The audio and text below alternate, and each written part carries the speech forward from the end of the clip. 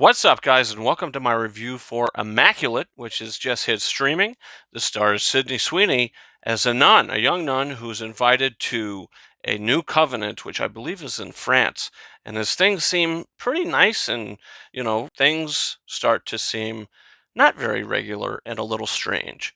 And look, that's a storyline that we've seen before. It's very basic and cliched, but the way that the film handles it, I think, is either going to make it or break it, because it could have been extremely cliched and just unoriginal and boring, even though I think the overall story of it isn't the most original.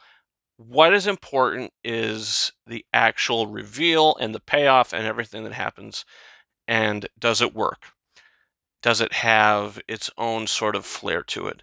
And I think this movie absolutely does. This film is only about an hour and 25 minutes long, but I was entertained and completely engaged from beginning to end. I think that the filmmaking here is really good. The way this movie is shot is beautiful. I mean, some of the sweeping shots of this countryside and all that, it looks really nice. I think the editing as well. I thought that the acting from not just Sydney Sweeney, but everybody else, I thought the acting in this movie was very good, from all the other nuns and the priests and the fathers and the sons and the Holy Ghost and everybody involved. I thought all of that was very good. And, Sydney Sweeney does carry the film as this sort of reactionary person. She has to give a lot of reaction in this film to things that she sees, and she pulls it off. I think she's becoming a very three-dimensional, actress, from something like Euphoria, which was more drama, comedy style, like Anyone But You, and now some more horrific, a horror type film. She does pull it off, and I think she did a good job in the movie. And I think the film overall has a great feel to it. The atmosphere is great because of the production design, the way it's done. I just think the way that the whole thing is put together is really, really good. And I was a fan of the way that it turned out and the story of it. The reveal. I'm not going to give any spoilers, but what's actually going on. You take the curtain away, what's behind the curtain. It was a little shocking. And I think that the movie, one of its strengths is its shock value. The last like 10 to 15 minutes of the film is like, okay, this is what this has been building to, and I'm actually really enjoying it. So the film does have a shock value, which I think works. And by the end of it, you're just like, wow, that was kind of an experience. This movie did feel like an experience, and I actually really enjoyed it. This is one of my favorite films of the year so far.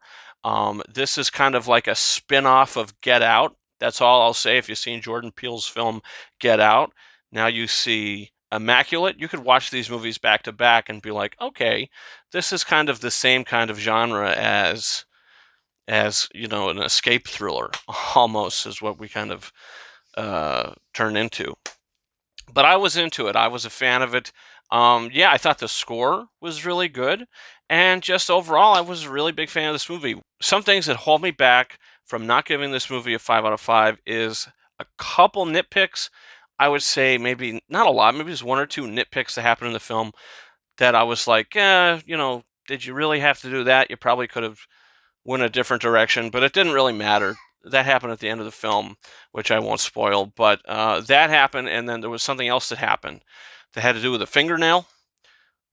I didn't really quite understand why that happened, but other than that, I was into it. And yeah, I just thought, other than that, the movie really was very satisfying for me, and I enjoyed it, and I will watch it again for sure. If this comes out on Blu-ray, I'll probably end up picking it up, because this is a solid horror thriller.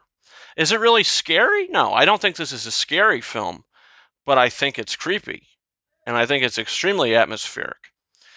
So in the end of the day, Immaculate is a film that, if you're a fan of movies like this is, I think, something that you're going to find enjoyment out of. And I'm going to give it 4.5 out of 5 stars. I really enjoyed it. I thought it moved very well. I thought the pace was good. I was always entertained.